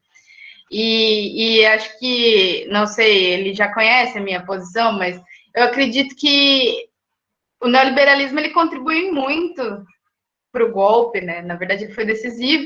E, a meu ver, ele é uma retomada ali da agenda neoliberal que tinha se perdido lá em 90, que eu citei para vocês no caminho que eu fiz, da construção de ideias que eu fiz, lá com o Collor, né, que não conseguiu, e aí teve um hiato durante o governo Lula e Dilma, embora o professor Perry Anderson vai dizer que os governos petistas tenham tido um cunho mais progressista, eles não deixaram de, em alguma medida, cumprir uma agenda neoliberal, né? A gente pode pensar de juros, de diversas coisas aí que mantiveram, né? Mesmo nesses governos, mas houve sim aí uma barrada, digamos, né? E aí eu acredito que sim, o golpe tenha tido uma grande influência desse cenário internacional para que essa agenda neoliberal, ela de uma vez por todas, ela venha a ser colocada aí. E aí eu estava até pensando, né, sobre aquele texto do Raju Chang, que também é bem interessante, que é o Chutando a Escada lá, que os países desenvolvidos, né, hoje imperialistas, né, eles se desenvolveram usando essencialmente o Estado, né, mas eles chutaram a escada, né, eles tiraram a receita, né, e eles fazem com que se venda essa ideia do neoliberalismo como sendo a coisa certa, né, o Estado ele não pode intervir, o Estado ele não deve, ou seja, eles chegaram nas potências que estão usando o Estado, mas eles não querem que essa receita seja passada. E aí, só aproveitar da minha fala, eu queria comentar uma coisa da fala do James, que me ficou na cabeça durante todo o tempo que ele estava falando, assim, que ele citou o Bem, inclusive. E aí, assim, a gente pode pensar na nossa realidade. Ele citou as 2 crianças que foram alvejadas recentemente. A gente vê tantas outras, e uma clara necropolítica, na minha opinião, uma coisa escancarada, né? E aí até anotei aqui que para o Bembe o espaço colonial, né, ele é um espaço ímpar, né? Ele fala isso no texto dele, principalmente no Necropolítica, que ele vai dizer que a colônia, na colônia, ela não tem a verificação dos mesmos direitos dos espaços centrais, dos países centrais, que são os países imperialistas, né, os países que exercem a dominação. Nessa colônia, então, né, os colonizados, eles não são vistos como seres humanos. Eles não gozam, portanto, dos mesmos direitos que os seres humanos. E se a gente pensar na realidade do Brasil, e aí é por isso que eu lembrei muito durante a fala do James, a gente é muito ainda o colonizado, a gente está muito ainda no papel do colonizado, porque contra nós a pandemia pode correr solta. Sabe, é absurdo o que está acontecendo. Contra nós não precisa de um plano nacional. Contra nós a barbárie. Contra nós, e aí não só, e aí muito mais flagrantemente necropolítica para a população negra e pobre, mas a gente vê o Brasil como um todo na posição de colonizado mesmo, uma posição de um não ser. As pessoas não são, as pessoas, dane-se as pessoas. E aí era isso que eu ia falar. A gente segue para a pergunta que o Diego também fez para o James, que diz o seguinte, eu adorei a pergunta, inclusive, obrigada por essa pergunta para o James, Diego, que diz o seguinte, a luta efetiva anticolonial e, consequentemente, também contra o imperialismo desembocaria essencialmente na Revolução Socialista Brasileira? Por favor, James. Bom,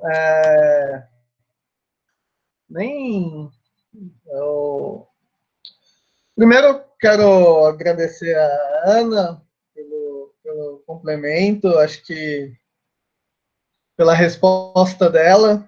Eu aprendi muito com vocês todos, com o Hugo, a Ana, que eu não conhecia. Bom, um abraço aí, se tem alguém da BIM vendo, provavelmente, né, a comédia de erros que é o Brasil, não se duvida de nada. Eu não diria que leva essencialmente à Revolução Socialista. Não sou tão otimista. Mas eu vou ser um pouco provocativo. A essência da luta anticolonial só pode ser socialista. O socialismo não depende da Revolução Socialista. Ele pressupõe. E o que seria a luta socialista seria a luta dos trabalhadores pela própria emancipação econômica e política. Então, uma luta nesse aspecto só pode ter esse caráter. Mas e os liberais? Gente, pelo amor de Deus, o liberalismo se desenvolveu a partir do colonialismo. Dependendo do colonialismo, é só ver a biografia do Locke. Isso significa que não tenha havido conquistas liberais, que todos os direitos, sabe, tudo que foi ensinado. Não leiam, vocês têm obrigação ler todos esses liberais clássicos. Essas merdas aí de neoliberal é besteira. Lê Adam Smith, lê Locke, tem que ler. Mas a gente também não pode ser ingênuo, existe um limite. O capitalismo brasileiro, ele se desenvolveu a partir do colonialismo. Não dá, seria metafísico, seria utópico, mais utópico do que pensar numa revolução, você fazer uma separação do capitalismo, dos seus elementos coloniais no Brasil. Porque o colonialismo foi, né, a forma de acumulação primitiva do capital no mundo inteiro. Então, mesmo os países mais desenvolvidos, né, como, por exemplo, sei lá, Alemanha, França, eles são porque houve colonialismo. Né? Então, assim, o fim pode ser uma revolução socialista, mas pode ser uma contra-revolução que torna as coisas ainda piores. E o Brasil, de tempos em tempos, tem golpe de Estado, né? Então, o que eu estou falando, acho que, historicamente falando, não é nenhum absurdo. Mas estou sujeito a críticas e a opiniões diversas. Acho que o Hugo também pode complementar aí. A Ana também, a Duda, todo mundo qualificado. Eu acho que a questão do socialismo, primeiramente, a gente tem de lembrar o que é o liberalismo, né? A gente, muitas vezes, a gente fala do liberalismo, o liberalismo brasileiro, ele é profundamente arcaico, ele, ao contrário do liberalismo dos países centrais, mas o liberalismo brasileiro, aliás, é muito parecido com o liberalismo nascente. O Brasil é pioneiro no liberalismo. O Brasil teve um partido chamado Partido Liberal 20 anos antes da Inglaterra. Pouca gente sabe disso. E o liberalismo, ele sempre consistiu, enquanto movimento político, num esquema de poder que era anti-absolutista e colonial. Quais são os dois primeiros grandes momentos liberais no mundo? Um é o triênio liberal na Espanha, que defendia o fim do absolutismo e a recolonização do continente americano, e a Revolução Liberal do Porto. Revolução Liberal do Porto. O que é a Revolução Liberal do Porto? A gente estuda tão pouco história brasileira, ibero-americana e latino-americana.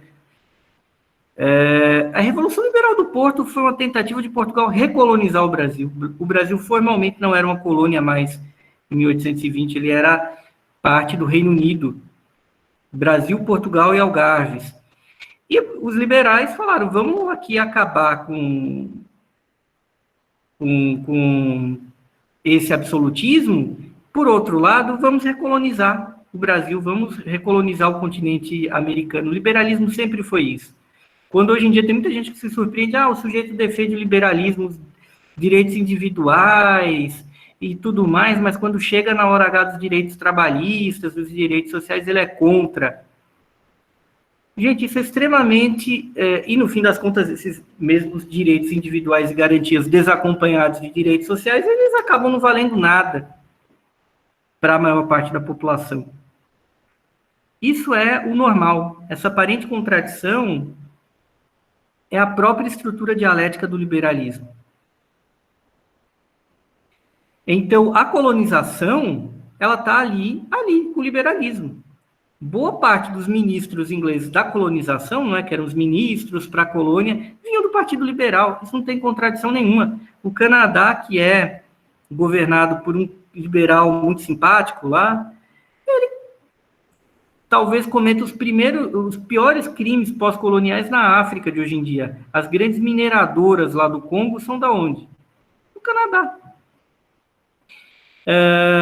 A luta contra a colonização, ela passa, como o James colocou muito bem, por uma luta pelo socialismo, uma tentativa liberal de lutar contra o colonialismo, muitas vezes pode representar um tipo de liberação nacional em relação à metrópole, mas a transformação dessa ex-colônia numa potência imperialista. Vide o caso dos Estados Unidos.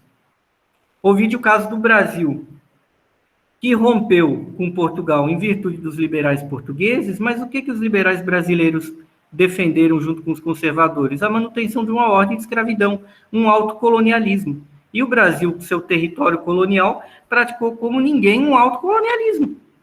Uma colonização, uma lógica de colonização para dentro, que está para além de uma exploração do trabalho no sentido mais comezinho. A gente colonizou o Brasil, a gente continua colonizando o Brasil, no pior sentido que significa colonizar. E isso está em perfeita harmonia com o liberalismo.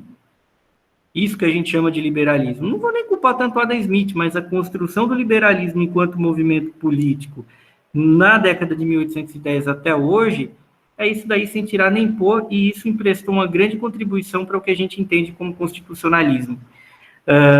Pode parecer uma saída mais fácil para a nossa democracia, ou para a construção de uma verdadeira democracia, uma via liberal, mas ela realmente não vai oferecer nenhuma saída.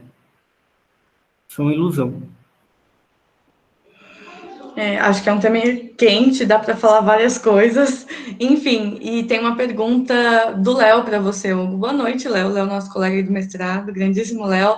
Enfim, Hugo, quando você menciona estado de exceção, pensei no George Agamben e seus escritos sobre o Homo sacer e o moderno estado de exceção.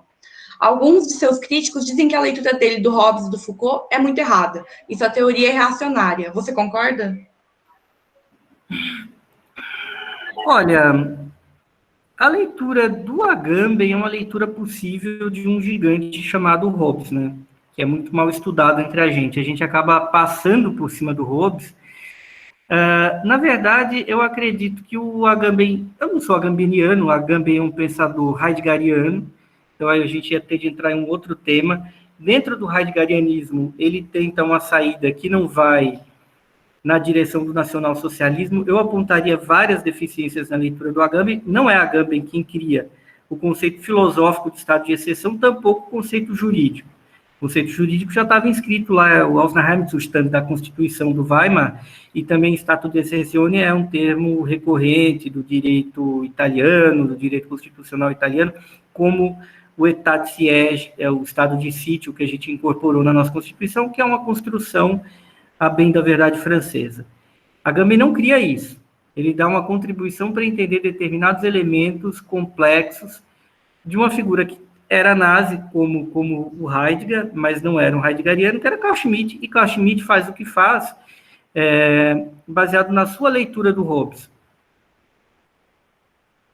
Na verdade, se a gente pegar o Carl Schmitt, com quem o Agamben em algum grau polemiza, Schmitt, ele descreve um elemento, uma estrutura, que queira ou não, que é o Estado moderno, que tem essa dimensão reacionária. A lógica da modernidade elevada à potência, da modernidade, entenda-se aqui, a modernidade enquanto projeto burguês, ela é essa desgraça mesmo. O nazismo não é uma coisa trazida de Marte, não é um acidente, não é um elemento exógeno à ordem moderna. É exacerbação, a totalização, a hipertrofia da cultura burguesa. Por quê? Porque se a economia dos burgueses não é uma economia como a clássica, como a que foi praticada aqui em Brasil Colônia, dentro de um esquema outro, é economia política. É o que Marx chama de economia política no Capital. A economia política é a produção que não se dá mais dentro de uma casa, de um feudo, mas ela se dá em todo o ambiente coletivo, privatizando o ambiente coletivo. Por isso ocorre isso que eu coloquei aqui. A Constituição moderna, tal como imaginada pelos burgueses, é lamentavelmente um contrato, o que prevê uma privatização do elemento público. Eu polemizaria, eu levaria isso às últimas consequências. Eu diria que o direito público não existe mais na modernidade, porque a burguesia tem de fazer com que a economia, ela subsuma toda a esfera pública e transforme o próprio direito num elemento mais instrumental do que ele já era. Então, há uma parte do Agamben que eu poderia dizer que é um erro, mas há uma leitura do Agamben acertada em torno de que O Estado moderno não tem jeito. O Estado moderno é aquilo. Isso não é fazer apologia ao Estado moderno, mas simplesmente dizer o que ele é. É um pouco aquilo que o James falou da Duda no começo do direito, como ele é, lembrando o nosso conservador genial, Nelson Rodrigues, a vida como ela é. O Estado moderno é isso daí mesmo. O Hitler não precisou criar uma nova ordem, nem sequer precisou criar uma nova constituição na Alemanha. Na mesma época, no começo do século XX, se o Carl Schmitt polemizava com Hans Kelsen por um lado, e o Hans Kelsen tentava manter aquela estrutura liberal ainda, havia outra figura que era Walter Benjamin, que disse isso que eu falei. E Walter Benjamin só via uma única saída, que era a abolição do próprio Estado, sendo profundamente fiel ao pensamento marxista. Agamben tenta pensar um pós-Estado, mas ele pensa em bases extremamente confusas, porque não é exagero nenhum dizer que Agamben ele leu muitos medievais, ele é um medievalista, um grande historiador, mas ele não se deteve. Eu acho que a leitura, isso é uma opinião minha, a leitura dele do entendimento da economia moderna é estreito. Então, o esforço, a Agamben, às vezes, acaba sendo voluntarista, como Hannah Arendt não podia ser acusada de ser nazista, mas acabou se tornando escravo também desse elemento muito recorrente no pensamento contemporâneo, que é a filosofia de Martin Heidegger, que vai estruturar boa parte disso que a gente chama pós-modernidade. Ela diz que uma coisa é pós-moderno, que é um critério, é um conceito chiclete, cola em tudo, e não quer dizer nada, no fundo. Boa parte disso que a gente chama de pós-modernidade, que sem querer querendo acaba sendo reacionário ou inofensivo, é a influência de Heidegger sobre o pensamento ocidental. É nesse ponto que eu faria uma crítica a Agamben, mas, de novo, estado de exceção não é uma coisa problematizada única e exclusivamente por Agamben, há uma vasta literatura sobre isso, e reconhecer que o Estado moderno, mesmo as repúblicas constitucionais, democráticas, também têm dispositivos que levam a tanto, não é fazer apologia a isso, mas, basicamente, diagnosticar a dimensão do problema que nós temos. Marx, à sua maneira, tratou dessa questão quando ele fala de ditadura revolucionária do proletariado. Não confundir ditadura, que Marx fala, com a ditadura de Carl Schmitt. O próprio Carl Schmitt, numa obra de 28, chamada Ditadura, trata de diferenciar. Marx está falando, na verdade, de um conceito de ditadura que traz de Roma, que é a ditadura que Carl Schmitt, com razão, chama de ditadura comissária. Carl Schmitt procura diferenciar a ditadura que ele defende, é a ditadura soberana.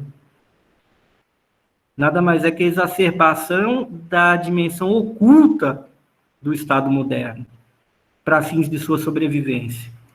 Marx, ele fala a ditadura do proletariado, que é uma antiditadura por definição, porque é a ditadura daqueles que são escravizados e oprimidos, é um caminho para criar um estado de emergência necessário, um estado de exceção verdadeiro, como diria Walter Benjamin, para alterar esse estado de coisas.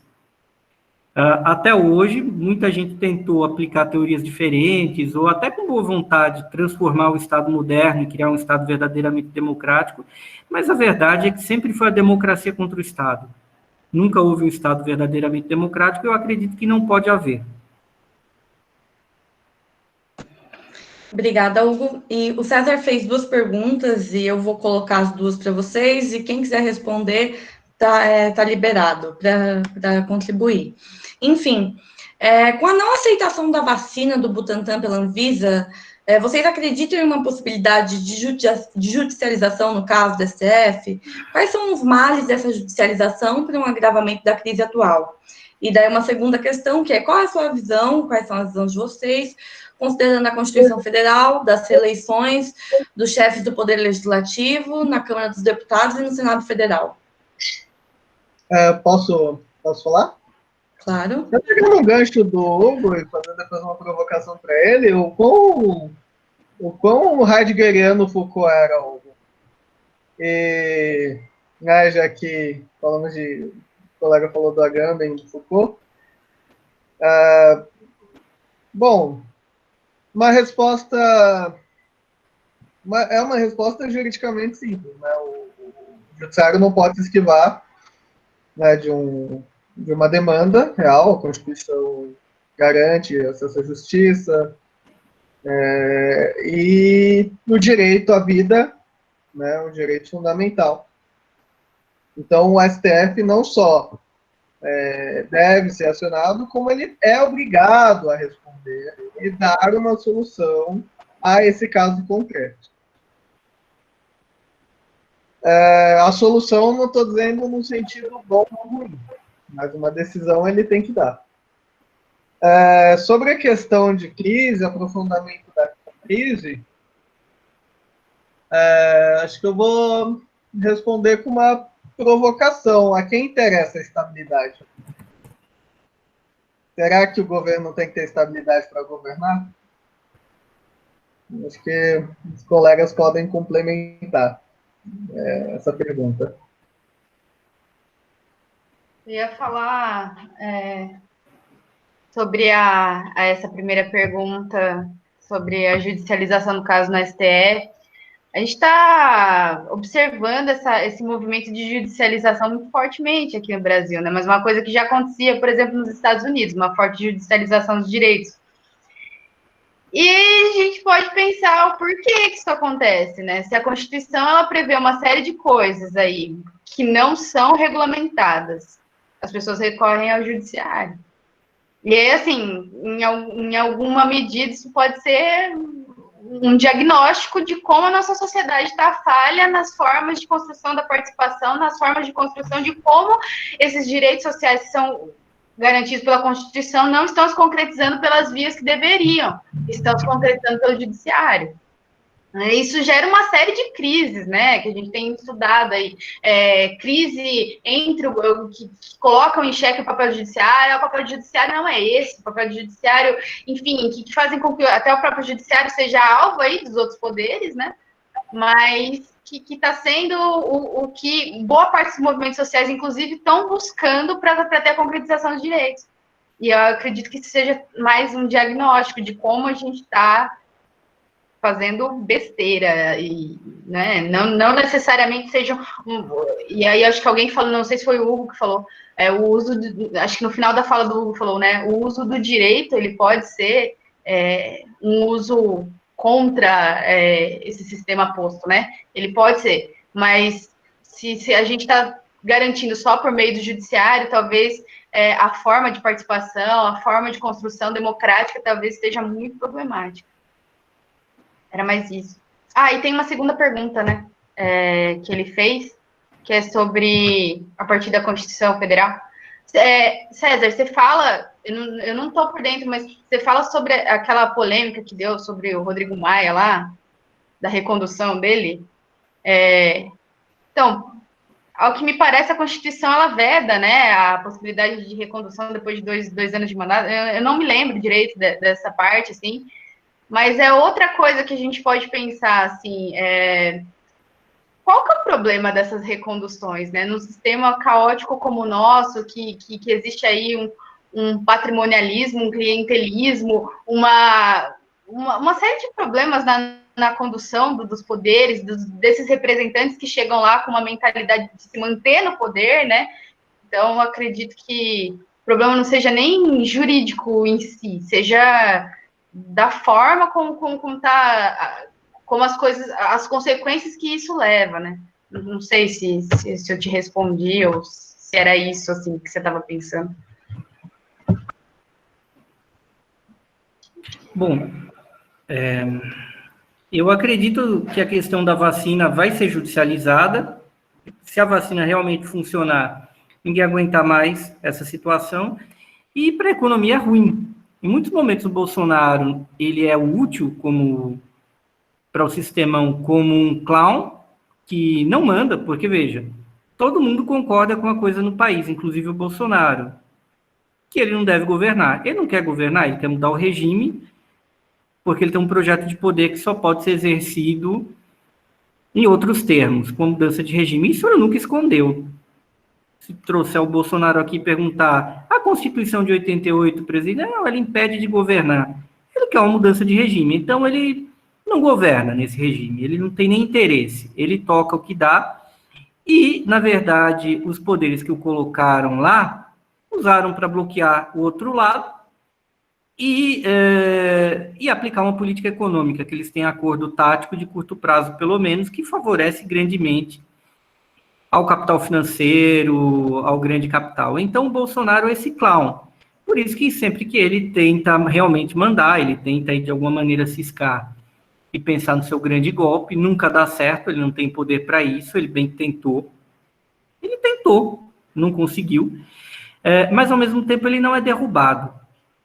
Os mesmos setores que bloqueiam Bolsonaro de dar um golpe são aqueles que sequer colocam em votação um impeachment contra ele. E isso é acordado. Isso não tem nada de jurídico, isso é a vida dura da política, e o STF, infelizmente, faz parte disso. Então, quer dizer, se realmente tiver vacina e o Bolsonaro falar não, ou ele vai recuar diante da pressão popular, ou o STF vai decidir de uma maneira diferente, e isso vai ser aplicado. Esse é um dos momentos, eu acredito, que o Bolsonaro, na construção política dele, ideológica, ele tem um discurso anti-vacina. Isso não interessa.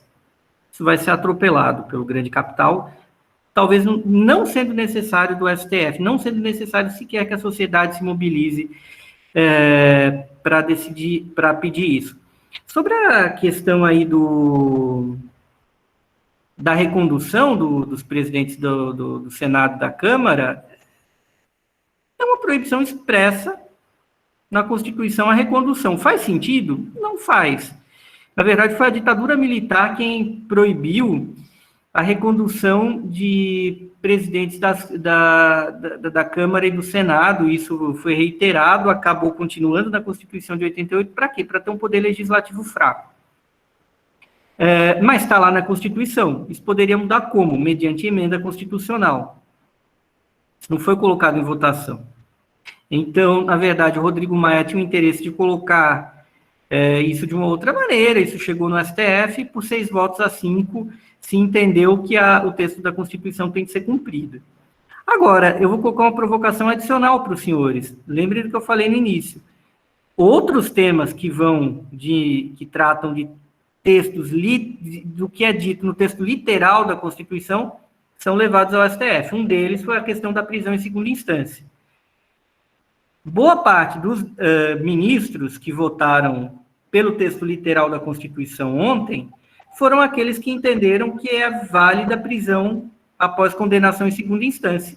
Então, no momento, eles defenderam o texto literal da Constituição ontem, por conta de algum interesse, talvez ligado à Lava Jato, talvez ligado a alguma coisa assim, e lá no passado entenderam diferente, não há diferença, são dois casos diferentes, mas eles aplicaram dois métodos, eles aplicaram dois entendimentos, duas formas de lidar com a Constituição radicalmente opostos, e a verdade se aplica ao contrário.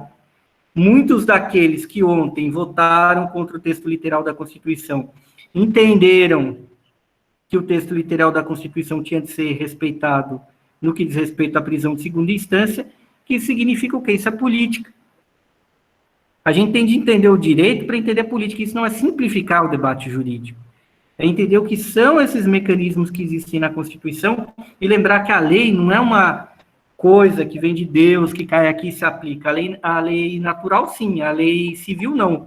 A lei civil, ela é como uma cerca. Ela é apenas um marco para o seu cumprimento e o seu descumprimento. E o poder soberano tem a capacidade de atravessar os dois. A questão é quem lucra, o interesse de quem? Num primeiro momento, não pode-se dizer que a derrota do Rodrigo Maia e do Alcolumbre é necessariamente uma derrota do povo, mas também não é necessariamente algo bom. É algo eivado de suspeitas. A gente só vai saber realmente a real natureza da decisão de ontem quando a gente vê as candidaturas e, sobretudo, vê quem vai ganhar a Câmara ano que vem. Porque disso depende muita coisa. A provocação do James Lau Foucault é bastante heideggeriano, como boa parte da filosofia do século XX, a direita e a esquerda. O Heidegger, ele é um sujeito que ele tenta retomar a filosofia de Spinoza por um caminho objetivamente errado, que serve à construção do projeto político dele.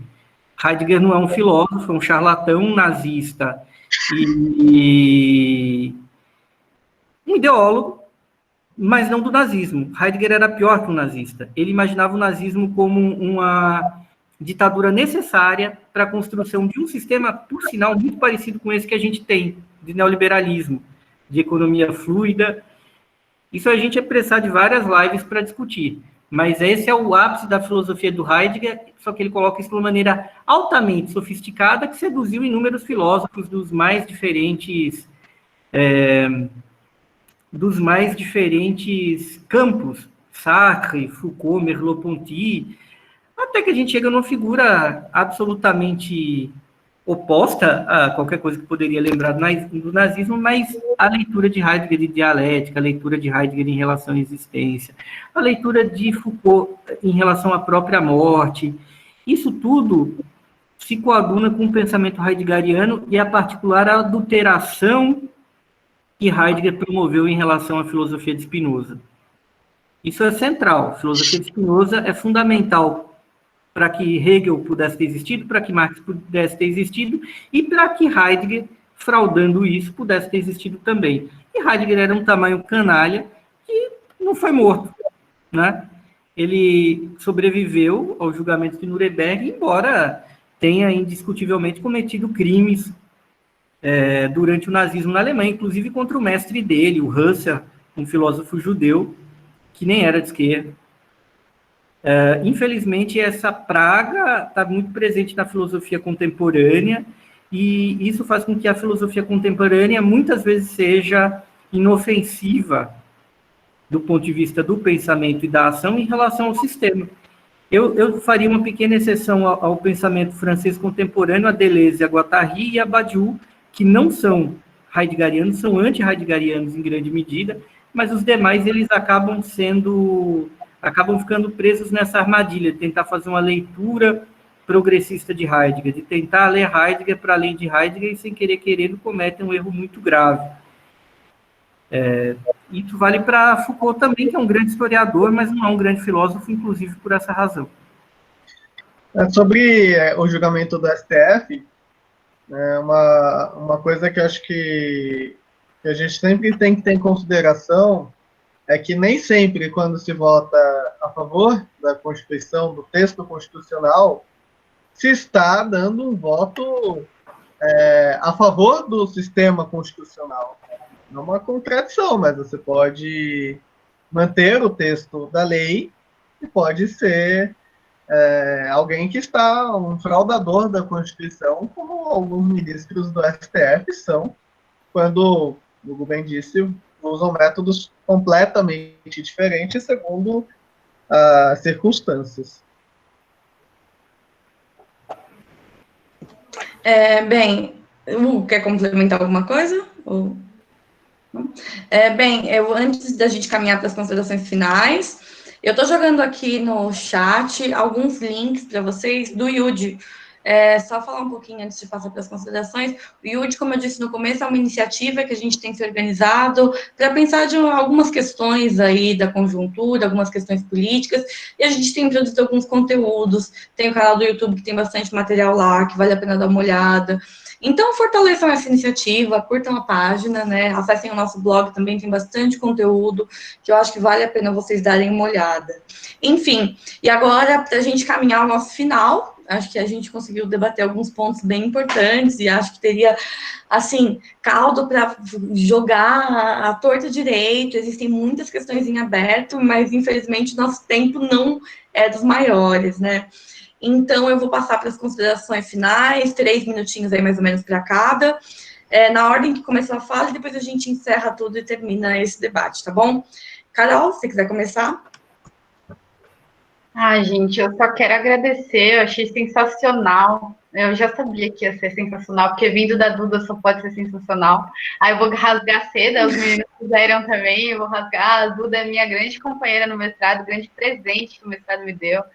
foi a Duda, é uma pessoa maravilhosa, uma pessoa de uma capacidade crítica muito, muito boa, e infelizmente a gente não tem encontrado isso por aí, então por isso que é um presente, né? Infelizmente, eu digo, justamente, eu acho muito importante esse espaço aqui de debate, principalmente com os seus alunos, para que eles se empenhem, né? É muito comum, e aí eu vim da Unesp também, a gente começar com um fôlego tal, quero discutir, quero problematizar, e aí você chega no 5º ano, você não quer mais olhar na cara de ninguém, você não quer mais abrir a boca na aula, você quer só se formar, e aí a prática do direito vai te deixando lá na vida lá fora cada vez mais descontente com a forma como, enfim.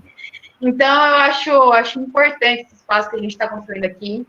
Eu queria agradecer a presença dos debatedores, né, do James, do Hugo, eu aprendi muita coisa aqui, estou pensando, minha cabeça está pululando com certas coisas que vocês falaram e tudo mais, prazer em conhecê-los, né, que a gente não se conhecia. Agradecer a presença da minha mãe, que acho que foi a primeira a entrar na sala. Agradecer a presença do meu marido, agradecer a presença da Angélica Mineira, que está por aí, e do João Paviotti, né, que o João Paviotti é meu amigo de infância, meu melhor amigo, e ele dirige aquela página Iconografia da História, que é uma página muito interessante, tem muito conteúdo também, traz muita coisa. Joel, inclusive, a Ju também, tá? A Juliana Paviotti também, tá? É que eu não acompanhei a lista ainda, tem uma galera de fora aí, né, que quis acompanhar o debate aqui. Então, eu agradecer a presença de vocês. E o Joel, ele colocou uma coisa muito importante, eu só vou finalizar com isso, né, que realmente é muito fácil, né, a gente manipular a sociedade e usar o direito, inclusive, como para isso, né? Ele coloca que é difícil entender leis e direitos, talvez seja o poder que menos o povo entende que mais pune. Então, eu acho que o espaço de debate que está sendo construído aqui, ele é de extrema importância, inclusive para ser levado para fora da academia, para que as pessoas elas discutam o direito, para que elas passem a entender melhor, né? E ter esse espaço de construção coletiva. Então, obrigada a todos aí, obrigada, Duda, principalmente. Obrigada, Carol. Passa a palavra para o James. Queria agradecer a Duda, a Carol, a Hugo, aprendendo com quem eu não conhecia, aprendendo também com gente que eu converso quase sempre. E agradecer a vocês, lamentar que, infelizmente, esse encontro não possa ser presencial. Vou fazer aqui algumas propagandas de alguns livros, sem receber nada por isso, mas que eu acho que é importante, com um breve comentário do porquê, até para que vocês possam, caso queiram, se aprofundar sobre o assunto. O primeiro, estão vendo bem, o 18 de Brumário, do Marx, em que ele diz, basicamente, cada parágrafo da Constituição contém a sua própria antítese. Sobre a questão judaica, sobre a questão judaica, para vocês entenderem quem são os humanos dos direitos humanos. Socialismo jurídico, do Engels. Bom, o que é a liberdade e a igualdade, da qual a gente tanto fala no direito. O Poderes Selvagens, do Ferrajoli, que tem alguns conceitos que eu falei, e sobre o estado de exceção numa democracia. É bem interessante para entender que você não precisa de uma ditadura para que uma Constituição seja morta. Mais 2 livros, para quem quiser ver mais sobre o que eu falei, basicamente está um dos artigos desse livro, Democracia e Crise, da editora Autonomia Literária, por João Foster. Mostra a capa direita, porque você saiu fora da câmera, assim. Mais para baixo. Isso. Isso, aí. Esse populismo de esquerda, porque é uma crítica ao neoliberalismo e como a direita e a esquerda acabaram se tornando refém de um suposto discurso técnico que é completamente falso.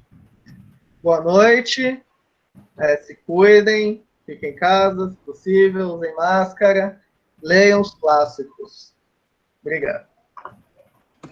Obrigada, James. Hugo, a palavra é tua. Obrigado pelo convite, Duda. Muito legal estar aqui com vocês hoje. E deu para aclarar umas ideias, colocar umas ideias para fora, e foi uma bela troca. Parabéns aí pelo evento. Bem, agora, por fim, eu queria agradecer a todo mundo, principalmente, o que eu já disse no começo, aos alunos que estão aí enfrentando esse quadro de educação no meio de uma pandemia que não é fácil, é muito complicado, numa lógica de precarização da universidade, que eu já falei em outros momentos, que é muito importante que vocês reflitam. Espero que saiam desse evento com as provocações necessárias, né, e que não deixem a dureza dos nossos tempos, assim, tomarem essa criticidade. Eu fiquei muito contente, foi uma experiência muito feliz, apesar dos pesares, porque eu conheci alunos, assim, que não são alunos, são estudantes fenomenais, que se põem à prova, que criticam, que têm uma posição muito legal, né? Enfim, estou jogando aqui no chat o formulário de presença, é só vocês assinarem. Ao longo dos próximos dias aí, o certificado chega por e-mail. Se vocês tiverem alguma dúvida, alguma questão, entrem em contato comigo, né? Contem comigo aí ao longo da carreira de vocês, e espero que, assim, o debate tenha sido proveitoso. Eu queria agradecer a Carol,